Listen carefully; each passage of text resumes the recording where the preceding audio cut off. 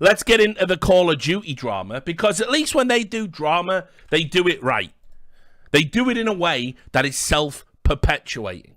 So this is going to involve a familiar cast of people that, we've talked about multiple times.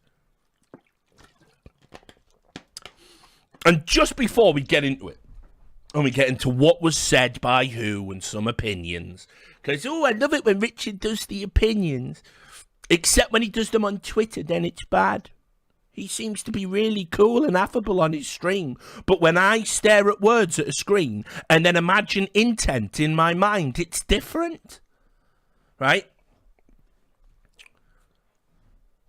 One of the things I've always liked about the Call of Duty scene, and I'm not like Thorin, like in this sense, I've worked Call of Duty events. You probably don't remember that. I've worked an event with Courage, right?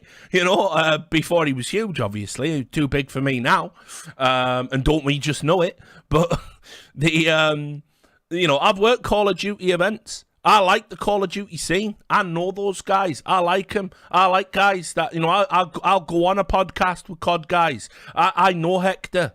I was very welcoming to Mike. One of the reasons we don't get along now is I think Mike used my good graces to make connections and then basically turned around and implied I was a cunt for wanting to hold him to a fucking standard where you don't have pieces of shit like T. Martin on the board of your organization when he is robbing CSGO players fucking blind and promoting pyramid schemes in his spare time. But, I guess we just have to chalk that one up to experience and try and move on with it. But I like the Call of Duty scene. And I'm not going to get into Thorin's tweets. I watched Thorin tweeting. I nearly messaged him. I won't lie to you. I thought, hang on, these are like 30 or 40 tweets. But then I saw him trending on Twitter and I thought, you know what, mate? There are people that pay marketing companies to get trending on Twitter, and you've just done it by calling all the top Call of Duty players absolute cunts and insulting them. So you've done it once again, mate. You know what I mean? It's like, fair enough. You have to see it for what it is, But but for me, I don't like banging on.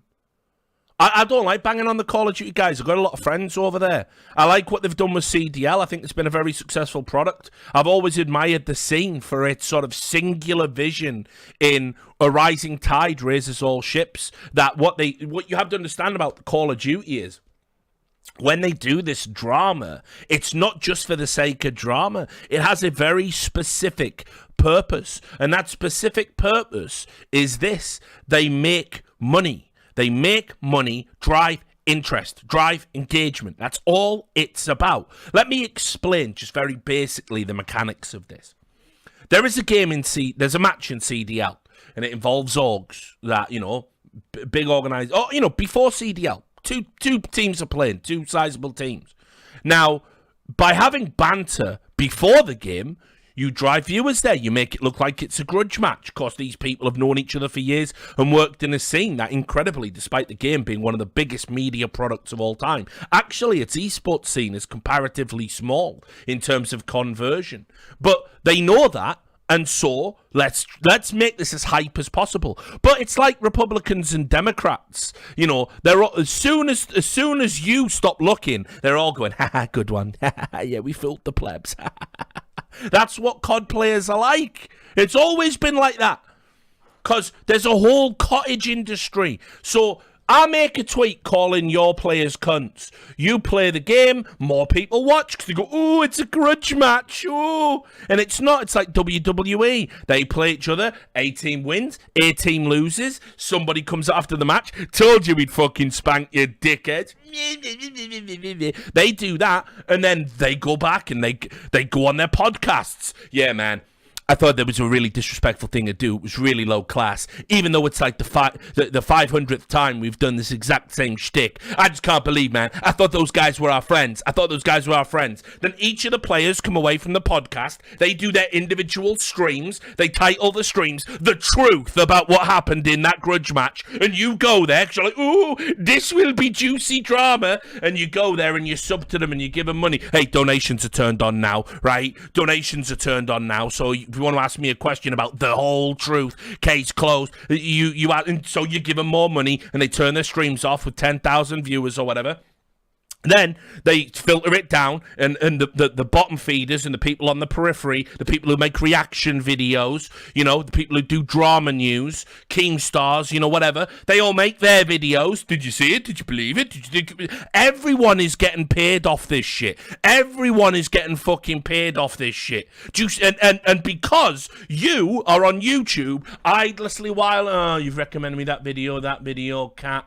Is it a cat or is it a bat? Oh, I don't know. Bloody hell. Binging with Babish again. Already watched. Oh, vegetarian lasagna. But you're just mindlessly going through that. Because of the engagement, that impacts on the algorithm. You're more likely to fucking get a video recommended. You watch it. Maybe you're a convert. Ooh, that was an interesting bit of drama. And over you go and rinse and repeat endlessly. While those guys are in a room high-fiving each other about all the money they're making. Buy our merch. Use promo code.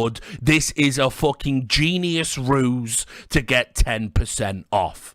Do you understand it? COD, and in particular, its Twitter and all of the stuff around it, is sports entertainment. And they do it better than any other esport going. It's a shame they're not bigger, because if CSGO, if the players could be bothered to do what the COD players do, and if the content creators and the owners around those teams could be bothered, it would be the biggest esport in the world, bar none. But they don't. And so, we come to Hastro. Now, Richard, haven't you said mean things about Hastro in the past? Why, yes, I have. I believe he is a usurer of people. I believe he is an egotistical narcissist. I believe he's one of those people who walks into a room and immediately believes he's the smartest guy in the room without even knowing who's in the room.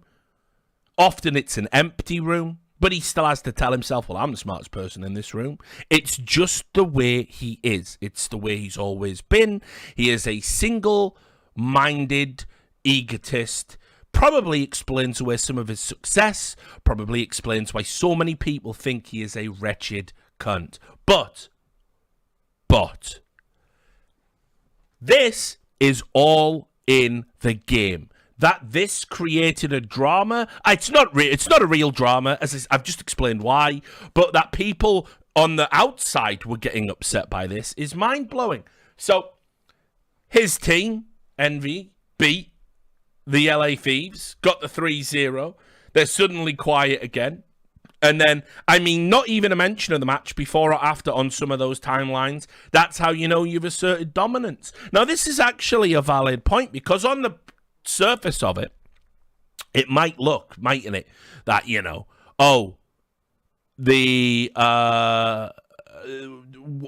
that he's doing this to like alpha dog them. But he's not. What he's doing is, that's actually a subtle dig at why didn't you promote the match? Remembering the great Call of Duty ethos. And let me tell you, I have got to say, LA Thieves, 100 Thieves, all of that collective, let's be real. We all know it deep down in our hearts, and this will trigger some people, but the truth often does, but it will also set you free. They are not necessarily concerned with excellence, but I'm not talking about the players here, by the way. Not being disparaging about the players, but I am talking about the overall org and its outlook. What they want to do is use influencers to generate revenue first and foremost. They're doing it almost better than anyone else in the space right now. They got some of the biggest influencers. They do great marketing schemes. But are they concerned with excellence on the server? Not so much. Excellence on the server, by the way, making that a primary aspect of your business model is very atavistic in esports. It used to be, if you wanted to get the big sponsors, you had to win all the tournaments. But that was true when Dignitas were on top, Old School EG were on top. It's not true now. And it hasn't been true for many, many years. And there's a lot of people who can't separate from the fact that Actually, you would be better off financially having a team of cool people with big social media reaches that lost every game than actually turning up and trying to be competitive. And I think in this sense, I actually have respect for Mike because he is adhering to an old tradition that I was raised with. I am an esports boomer, so I believe excellence should count for something. You certainly know Thorin's views on it. Thorin is someone who believes, first and foremost, you should treat it like a sport and want to win trophies. But I'm more pragmatic than a lot of people in the sense that I think 100 Thieves kill it with what they do, but this is kind of like, yeah, why didn't you promote the game beforehand? It wasn't because they were afraid of losing, by the way. It's because it simply wasn't on their radar. It's almost like the secondary concern. And when the matches are the secondary concern, I think that kind of tells its own story. It's very reminiscent, by the way, of when TSM just wouldn't promote the CS team. Even when their CS team was in like the semi-finals of a fucking major or whatever it was at Cluj-Napoca, TSM didn't even tweet out, go watch this game. They didn't care. It was an afterthought. So, the drama here, right, is staggering. Because I kind of get the sense that for once, this actually has like a bit of venom and a bit of vitriol to it. I think Mike is well within his rights to do this. This is the game that's been played in Call of Duty 100 times, 1,000 times a day. This is the game. This is what it is. But Courage, you know, one of the biggest influencers in the world, right? Let me just show you the full exchange. So Jordan Kaplan, JCap, who Thorin tweeted about a few times yesterday, in case you didn't know, said, "Don't you ever get tired of this shit?" And Mike, I thought this was a very reasonable response. You know me pretty well, Cap. Why do you even need to ask that question? All he's saying is, no, of course I don't get tired. This is the game. I'm promoting my org. I'm promoting my brand. I'm promoting my sport. I'm trying to generate that hype. So the cottage industry all makes its money. He's doing what he should be doing. JCap figured at some point you get tired of begging for attention, but guess not. And now we're going to get into this different aspect of it. And this is a very 100 Thieves thing, but it is a cancer that's kind of slowly eating away. It was phased before 100 Thieves. And this is where there's this idea that they judge the merit of everything you do based on engagement.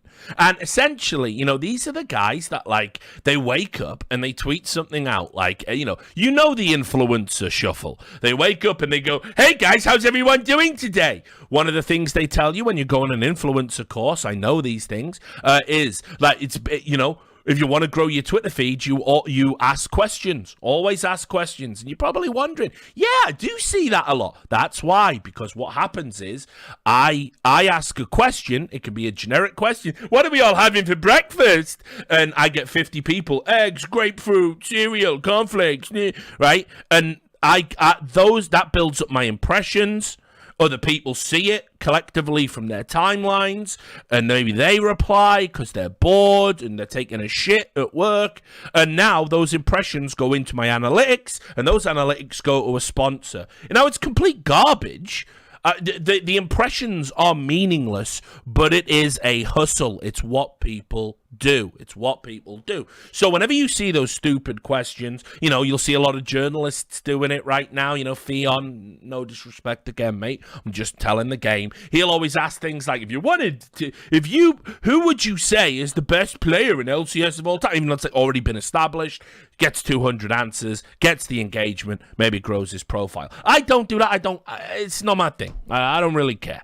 My sponsors hate it. It's why I've had the same 2 sponsors all this time. But I don't know. It's not my life. But whatever. There's nothing wrong with it. But I will say, the 100 Thieves and FaZe idea about what Call of Duty should be and the Call of Duty community should be, with this mad focus on, Astro only got 50 retweets. What a fucking loser. It's kind of pathetic in high school, in my opinion. And again, maybe that's my boomer ass talking. But I just think it's like, Like, the reality is, whatever you want to say about Hastro, he's achieved a lot in the space. He's built a very successful brand, and he's been an instrumental figurehead in Call of Duty, and it's only really recently, which I suspect is a lot his own doing, that people have really started to think poorly of him. So you have to give respect where it's due. I've always said that. And me and Mike will never be pals. We'll never see eye to eye. But I thought this was like really weird, and it got weird quick. And in this sense, I think this was a little bit pointed and not like that usual. Let's all get paid by making some Call of Duty drama. This was more like we've got some shit on our chest. And if you noticed it must have been a full moon or something yesterday, because everybody lost their goddamn minds on social media. People who can't read. Thorin's tweeting fucking Tommy Cooper jokes about Call of Duty players, insulting their girlfriends, talking about having sex while face down, ass up is playing in the background. I've never seen anything like it. People going after Monte Cristo for things he never said. This was happening. Like it was the night of 1,000 tweets. It was fucking mental. I didn't even know what was going on, and I fucking can't stand people in general. But even I was like, wow, this is pretty mad, isn't it? Even Slasher, a purveyor of terrible tweets, very often, he had to sit this one out on the sidelines. He was going, yep, everyone's lost their goddamn minds, don't know what's going on here. Just a weird day, wasn't it? So anyway,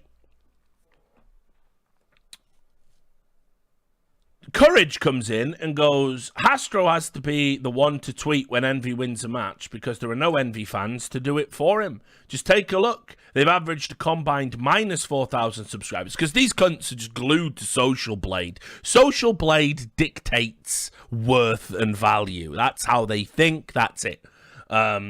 Across their 3 YouTube channels this year, I'd rather run a successful, well-rounded business. And Mike says, Jack, you care so much about money and views. That is obvious. Don't assume those are what drive me also. From the beginning, it's been about realizing potential of our teams and players as champions. We're different. Go drop another hashtag ad in the timeline. Which, not a lot of people saw this as a pretty good response. And I think you've absolutely had his fucking eyes out there. I think you've absolutely fucking wrecked him because, you know, it's very clear from the way Courage operates, you know, and 100 Thieves in general. That is their priority, you know, and it's fine. And then, come on, Mike, you were a below-average Call of Duty professional, became a below-average Call of Duty commentator, and are now hemorrhaging money as a team owner. I'd keep replying, but this is the most interaction you've gotten since you snaked Clayster. So that's a great comeback and a great burn. And they're the types of burn, by the way, that only people that have been in the scene for a while, like Courage has, like say, I remember doing G-Finities with that guy, you know. So again, he's earned his success. I don't consider him like some overnight sensation. He's definitely changed, but you know, how can you not, right? It happens to everybody. But I just thought this was like so insanely like different to the usual type of banter in Call of Duty and to the usual type of drama, and not in the spirit it's usually done. And I am starting to notice a few things, you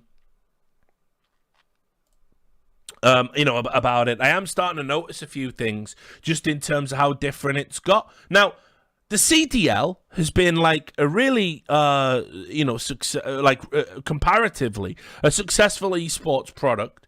I liked the way Nade Shot kind of strong-armed Activision Blizzard and made sure he got a good deal for his org. Great business sense.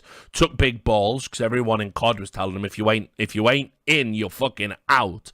And you know, they're the type of people I want to be successful in this business.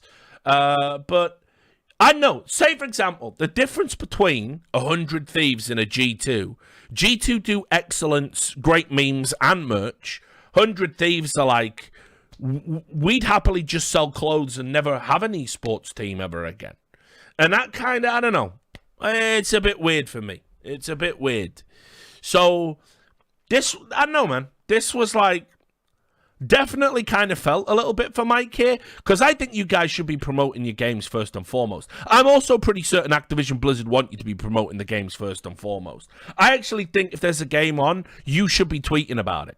You know, if there's a tournament on, you should be tweeting about it. Even if you draw attention to matches you're not playing, that's good for the league, and by extension, good for you and good for your business.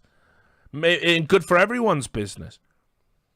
And yeah, I know. I thought Mike had a valid point. But equally, this drama was a bit weird. Now, maybe they've just, like, changed the paradigm a little bit. And maybe what they're really doing there is they're making it look mean. But behind closed doors, they're all, like, making up and making friends. No, that went a bit too far, sorry. You know, and it's kind of like the, CM Punk when he did the whole pipe bomb bit. And it looked genuine, and it wasn't, and we're all getting worked. But I don't know, man. That one to me felt a bit weird, and also especially weird because I ended up on the side of Hastro. You know, which not a side I expect to be on too much.